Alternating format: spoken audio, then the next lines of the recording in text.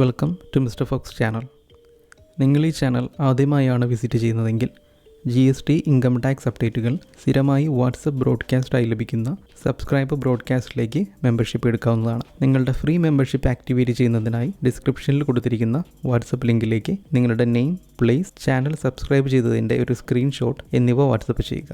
നിങ്ങളുടെ free membership activate ചെയ്യുന്നതായിരിക്കും. Thank you for visiting this channel. GSTR 3Bയിൽ latest ആയിട്ട് വരാൻ പോകുന്നൊരു അപ്ഡേറ്റ് ആണ് ഡിസ്കസ് ചെയ്യുന്നത്. റിട്ടേൺ ഫയൽ ചെയ്യുന്നവർക്കറിയാം GSTR 3Bയിൽ നെഗറ്റീവ് ബാലൻസ് സപ്പോർട്ട് ചെയ്യില്ല. സോ നെഗറ്റീവ് ബാലൻസ് GSTR 3Bയിൽ ഇൻക്ലൂഡ് ചെയ്യാനുള്ള ഒരു ചേഞ്ചാണ് വന്നിരിക്കുന്നത്. ഇതൊരു എക്സാമ്പിൾ ത്രൂ ഞാൻ എക്സ്പ്ലെയിൻ ചെയ്യാം, എങ്കിലേ അത് കറക്റ്റ് മനസ്സിലാവുള്ളൂ.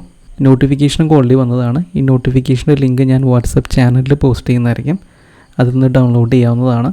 നമ്മളുടെ വാട്സപ്പ് ബ്രോഡ്കാസ്റ്റിലെ മെമ്പേഴ്സ് ആയിട്ടുള്ളവർക്ക് അപ്ഡേറ്റ്സ് പ്രോപ്പറായിട്ട് കിട്ടുന്നില്ല എന്നൊരു ഇൻഫർമേഷൻ വന്നിട്ടുണ്ട്. അൺഫോർച്ചുനേറ്റ്ലി ചില ആളുകൾക്ക് കറക്റ്റായിട്ട് അപ്ഡേറ്റ്സ് വരുന്നില്ല. അതുകൊണ്ട് തന്നെ നമ്മളുടെ എല്ലാ അപ്ഡേറ്റ്സ് ഇനി മുതൽ വാട്സപ്പ് ചാനലിൽ കൂടി പോസ്റ്റ് ചെയ്യുന്നതായിരിക്കും. അങ്ങനെ റെഗുലറായിട്ട് അപ്ഡേറ്റ്സ് കിട്ടാത്തവരുണ്ടെങ്കിൽ ഡിസ്ക്രിപ്ഷനിൽ വാട്സപ്പ് ചാനലിൽ ലിങ്ക് ഉണ്ട്. എല്ലാ അപ്ഡേറ്റ്സും നിങ്ങൾക്ക് അവിടെയും കൂടി പോസ്റ്റ് ചെയ്ത് തരുന്നതായിരിക്കും. 3 രീതിയിലാണ് നമ്മൾ അപ്ഡേറ്റ്സ് കൊടുക്കാറുള്ളത്. ഒന്ന് ഇതുപോലെ വീഡിയോസായിട്ട് ചെയ്തതിന് ശേഷം അതിൻ്റെ ലിങ്ക് വാട്സപ്പിൽ സെൻഡ് ചെയ്യുന്നതാണ്. 2 ടെക്സ്റ്റ് ആയിട്ടുള്ള അപ്ഡേറ്റ്സ് ആണ്. 3 വാട്സപ്പ് സ്റ്റാറ്റസ് ആയിട്ടാണ്. സോ കോൺടാക്റ്റ് സേവ് ചെയ്യാത്തവർക്ക് വാട്സപ്പിലെ സ്റ്റാറ്റസ് നിങ്ങൾക്ക് കാണാൻ പറ്റുന്നുണ്ടാവില്ല. ഇനി എല്ലാ അപ്ഡേറ്റ്സും വാട്സപ്പ് ചാനലിലും കൂടി പോസ്റ്റ് ചെയ്യുന്നതായിരിക്കും. ജോയിൻ ചെയ്യാൻ ശ്രദ്ധിക്കുക. സോ നമുക്ക് ഈ മാറ്ററിലേക്ക് വരാം. എന്താണ് നെഗറ്റീവ് ബാലൻസ് കൊണ്ട് ഉദ്ദേശിക്കുന്നത്? ഒരു സിറ്റുവേഷനിലൂടെ എക്സ്പ്ലെയിൻ ചെയ്യാം. GSTR 1ൽ നമുക്ക് നെഗറ്റീവ് ബാലൻസുകൾ റിപ്പോർട്ട് ചെയ്യാൻ സാധിക്കും. ഒരു മാസം നമുക്ക് സപ്ലൈ ഇല്ല, പക്ഷേ റിട്ടേൺസ് ഉണ്ട്.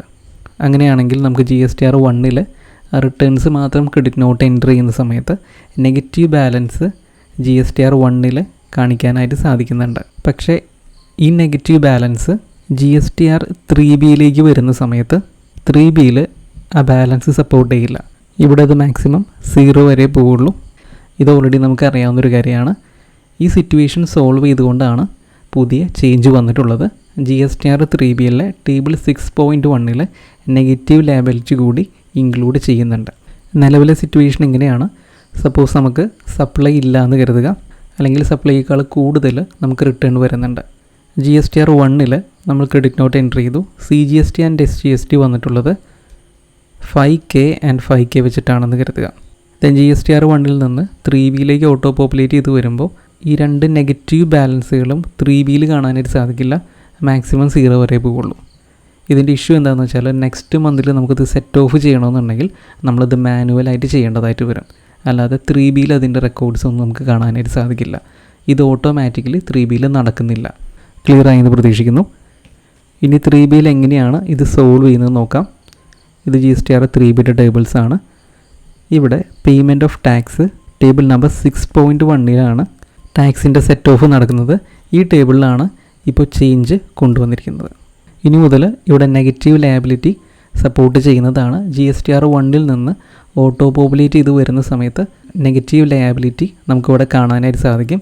അത് നെക്സ്റ്റ് മന്തിലെ സപ്ലൈയുമായിട്ട് നമുക്ക് സെറ്റ് ഓഫ് ചെയ്യാനായിട്ട് സാധിക്കുന്നതാണ്. ഇത് മാനുവലായിട്ട് നമ്മൾ അഡ്ജസ്റ്റ് ചെയ്യേണ്ട ആവശ്യമില്ല, ഓട്ടോമാറ്റിക്കലി വരുന്നത് തന്നെയാണ്. ടേബിൾ 6.1ൻ്റെ പ്രൊപ്പോസ്ഡ് ഫോമാറ്റ് ഒന്ന് കാണിക്കാം. ഇത് ടേബിൾ 6.1ലെ പ്രൊപ്പോസ്ഡ് ഫോമാറ്റാണ്. ടാക്സ് സെറ്റ് ഓഫ് ചെയ്യുന്ന ടേബിളാണ്. എല്ലാവരും കണ്ടിട്ടുണ്ടാവും. പേയ്മെൻറ്റ് മുമ്പായിട്ടുള്ള ടേബിളാണിത്. ഇവിടെ കോളം നമ്പർ 1 ഡിസ്ക്രിപ്ഷനാണ്, സെക്കൻഡ് 1 ടാക്സ് പേയബിൾ, തേർഡ് 1 ആണ് adjustment of negative liability of previous tax period. കഴിഞ്ഞ ടാക്സ് പീരീഡിൽ വന്നിട്ടുള്ള നെഗറ്റീവ് ലയബിലിറ്റി ഇത് കറൻറ്റ് ബന്ധുവായിട്ട് സെറ്റ് ഓഫ് ചെയ്യുന്നതാണ്. അതിനുശേഷമാണ് നെറ്റ് ടാക്സ് ലയബിലിറ്റി വരുന്നത്.